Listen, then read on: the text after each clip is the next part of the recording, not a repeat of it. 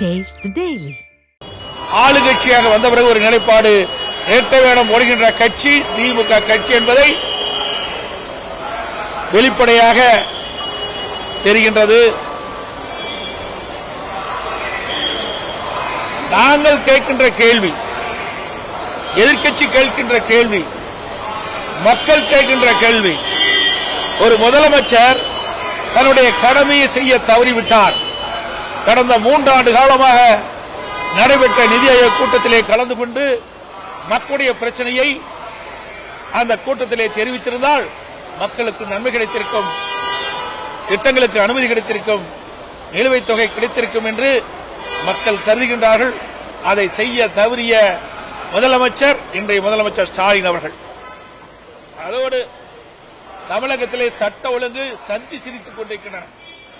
நான் ஒவ்வொரு முறையும் ஊடக நண்பர்களையும் பத்திரிகை நண்பர்களையும் சந்திக்கின்ற பொழுது தமிழகத்தில் நடைபெற்ற சில சம்பவங்களை கோடிட்டு காட்டி இந்த அரசு வந்த பிறகு நாட்டு மக்களுக்கு பாதுகாப்பில்லை, பெண்களுக்கு பாதுகாப்பில்லை, சிறுமிகளுக்கு பாதுகாப்பில்லை, அப்படிப்பட்ட அவல ஆட்சி தமிழகத்திலே தொடருது என்று நான் ஊடகத்தின் வாயிலாக, பத்திரிகையின் வாயிலாக, சட்டமன்றத்திலையும் நான் பேசியிருக்கின்றேன், அறிக்கையின் வாயிலாக வெளியிட்டிருக்கின்றேன். ஆனால் இந்த அரசு உரிய முறையிலே மக்களுக்கு பாதுகாப்பு வழங்க தவறிவிட்டது.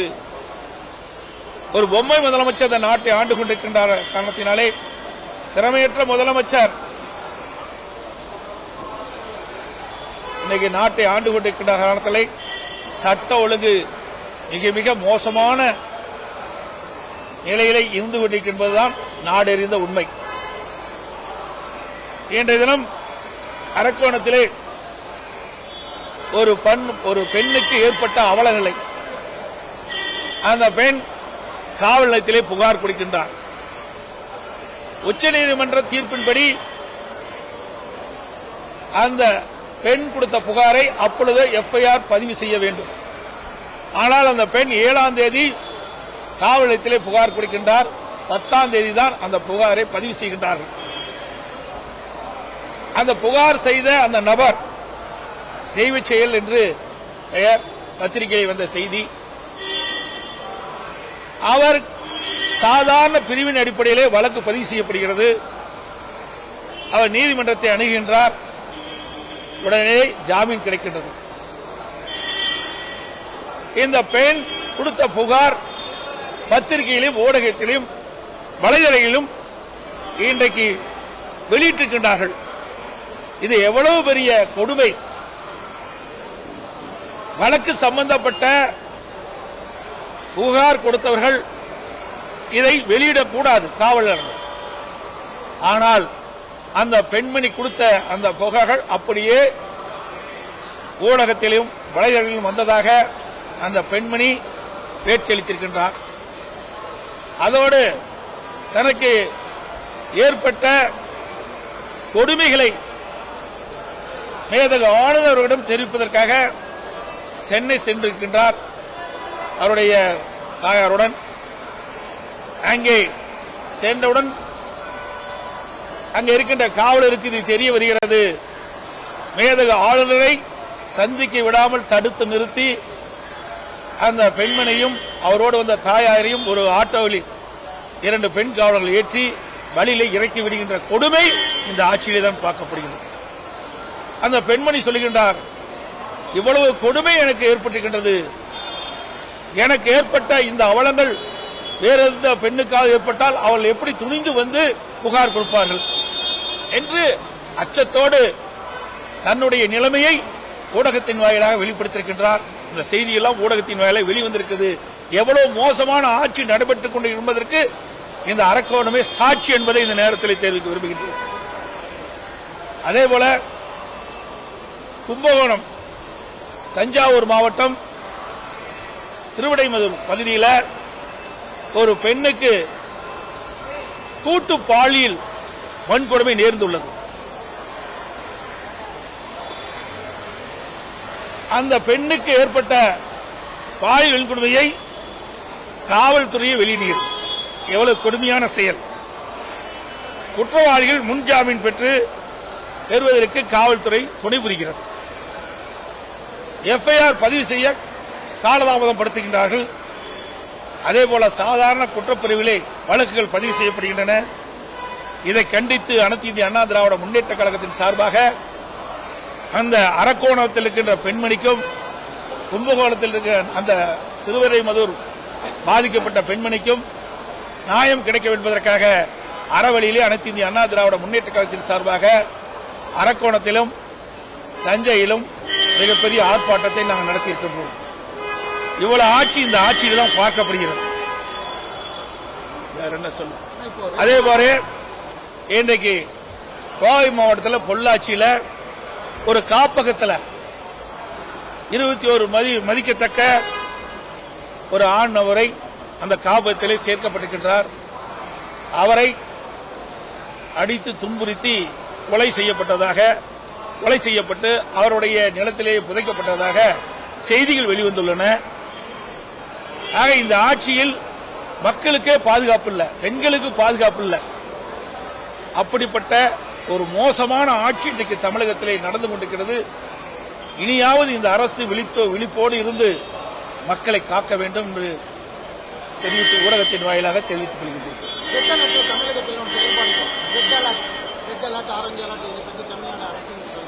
ஆமா, இந்திய வானிலை ஆய்வு தெரிவித்தபடி இன்றைக்கு ரெட் அலர்ட் நீலகிரி மாவட்டத்திற்கும் கோவை மாவட்டத்திற்கும் அறிவித்திருக்கின்றார்கள்.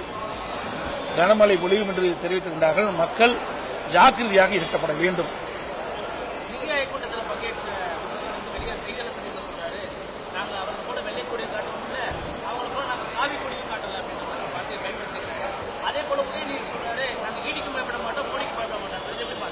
அருமையான கேள்வி. அப்ப எதிர்க்கட்சி தலைவராக இருக்கின்ற பொழுது திரு மோடி அவர்கள் வந்தபோது கருப்பல்லு நோட்டீங்க. திரு ஸ்டாலின் அவர்கள் முதலமைச்சர் இருந்த பொழுது அவர் தமிழகத்துக்கு வருகின்ற போது வெள்ளைக்குடை பிடித்தவர் தான் இந்த முதலமைச்சர் ஸ்டாலின் அவர்கள். ஏன் கடந்த 3 ஆண்டு காலமாக பிரதமர் மந்தியை முழுமையாக சந்தித்து தமிழ்நாட்டுடைய கோரிக்கை வைக்கல? இப்போ அவசியம் என்ன வந்தது? பிரச்சனை வந்துட்டது. அந்த பிரச்சனைக்கு தீர்வு காண வேணும்.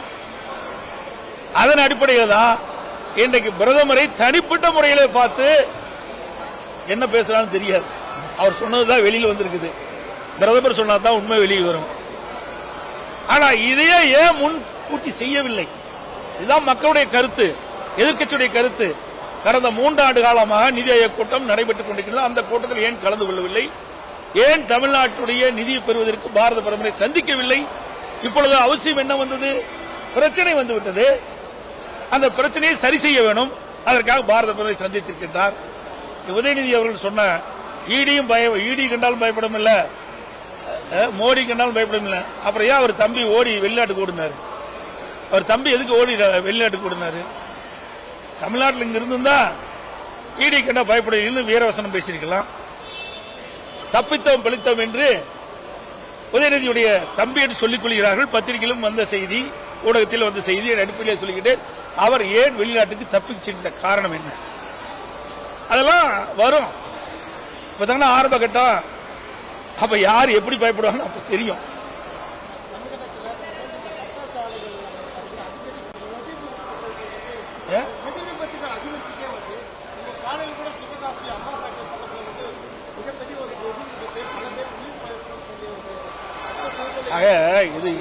இது அரசாங்கம் ஏற்கனவே இது இப்படிப்பட்ட நிகழ்வுகள் அங்கங்கே இந்த பட்டாசு ஆலையிலே நடவுகின்ற சம்பவம் நடைபெற்றுக் கொண்டிருக்கின்றது. இதை தடுத்து நிறுத்துவதற்கு தேவையான பாதுகாப்பு நடவடிக்கை எடுக்க வேண்டும் என்று நாங்கள் சட்டமன்றத்தில் வலியுறுத்தியிருக்கின்றோம். இந்த அரசு என்ன செய்வது எங்களுக்கு தெரியவில்லை. இருந்தாலும் பட்டாசு தொழில் என்பது ஒரு அபாயகரமான தொழில். அதற்கு முன்னெச்சரிக்கை தேவை, என்னென்ன பாதுகாப்பு தேவை என்பதையெல்லாம் இந்த அரசாங்கம் உரிய முறையிலே அவர்களுக்கு ஆலோசனை வழங்கி அதை செய்தால் இப்படிப்பட்ட விபத்தை தவிர்க்கலாம். இனி எதிர்காலத்தில் இப்படிப்பட்ட விபத்து நடக்காமல் அரசு பார்த்துக் கொள்ள வேண்டும்.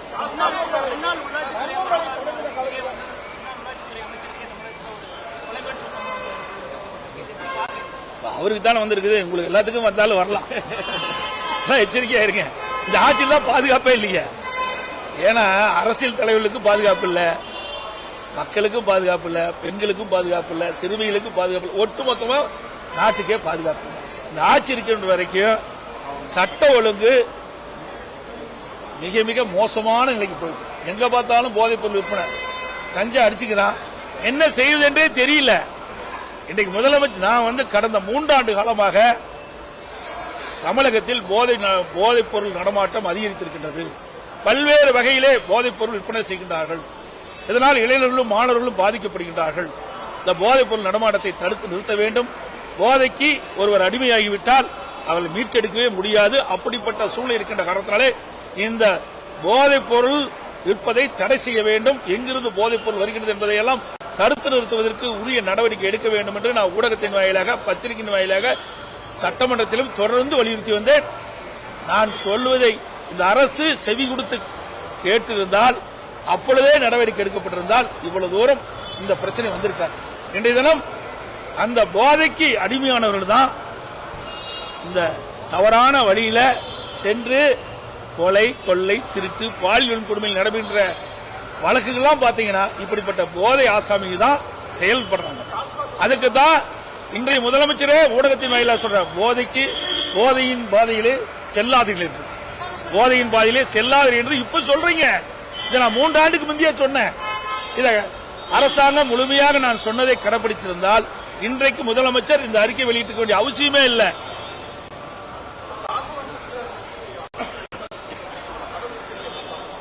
சார், நீதிமன்றத்தில் இருக்கிற வழக்கு போனதற்கு இதே மாதிரி தான் வந்தது. உயர்நீதிமன்றம் விசாரணை தொடரலாம். இன்னைக்கு உச்சநீதிமன்றம் இன்னைக்கு ஒரு தடையாணை கொடுத்திருக்குது. அதோட அமலாக்கத்துறைக்கு முழு விவரத்தை நீங்க அபிடேவிட்டா போட்டு சொல்லியிருக்கிறாங்க. முழு விவரம் வந்த பிறகு விசாரணையில தான் தெரியும். ஏன்னா புகையில்லாம எரியாது, இது எல்லாருக்குமே தெரியும். எல்லா ஊடக நண்பர்களுக்கும், பத்திரிகை நண்பர்களுக்கும் தெரியும். ஒரு பாட்டிலுக்கு 10 ரூபா வாங்குறாங்களா இல்லையா? இது ஊர இருந்து உண்மை.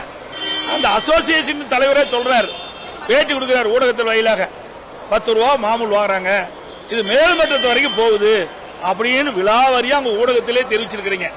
ஆக இதிலிருந்து ஊழல் செய்த காரணத்தினால பல்வேறு வழக்குகள் பதிவு செய்யப்பட்டு அதன் அடிப்படையில் அமலாக்கத்துறை அதுல அந்த வழக்கை பதிவு செய்து அங்கே அவர்கள் சோதனை செய்கின்ற பொழுது பல்வேறு ஆதாரங்கள் கிடைக்கின்றது. ஆதார அடிப்படையில் தான் அவர்கள் இந்த விசாரணை மேற்கொள்றாங்க.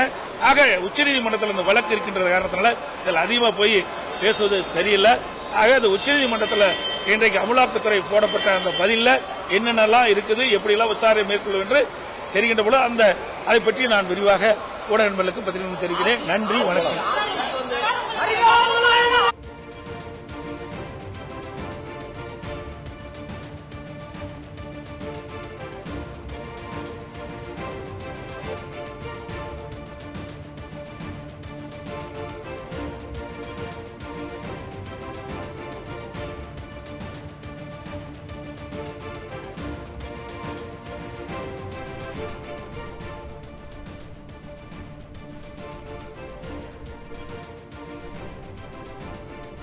கோவை விமான நிலையத்தில் எதிர்க்கட்சித் தலைவர் எடப்பாடி கே பழனிசாமி செய்தியாளர்களை சந்தித்து வருகிறார். அந்த நேரடி காட்சிகளை பார்த்தோம்.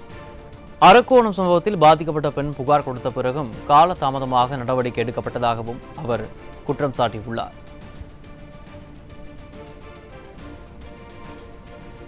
பட்டாசு தொழிற்சாலைகளில் எதிர்காலத்தில் விபத்துகள் நடைபெறாமல் தவிர்க்க நடவடிக்கை தேவை எனவும் எதிர்க்கட்சித் தலைவர் கூறியுள்ளார். ஸ்டாலின் ஆட்சியில் பெண்கள், சிறுமிகள், அரசியல் கட்சி பிரமுகர்கள் என யாருக்குமே பாதுகாப்பு இல்லை என்பதை திட்டவட்டமாக தெரிவித்துள்ளார். தஞ்சை கூட்டு பாலியல் வன்கொடுமை விவகாரத்தில் குற்றவாளிகள் ஜாமீன் பெற காவல்துறையே உதவி செய்கிறது என எதிர்க்கட்சித் தலைவர் கூறியுள்ளார். அரக்கோணம் சம்பவத்தில் பாதிக்கப்பட்ட பெண் புகார் கொடுத்த பிறகு கால தாமதமாக வழக்கு பதிவு செய்யப்பட்டதையும் சுட்டிக்காட்டியுள்ளார். அமலாக்கத்துறை சோதனை ஆரம்ப கட்டத்திலேயே உள்ளது. குற்றம் சாட்டப்பட்டவர்கள் வெளிநாடு தப்பியது ஏன் எனவும் அதிமுக பொதுச் செயலாளர் எடப்பாடி கே பழனிசாமி கேள்வி எழுப்பியுள்ளார்.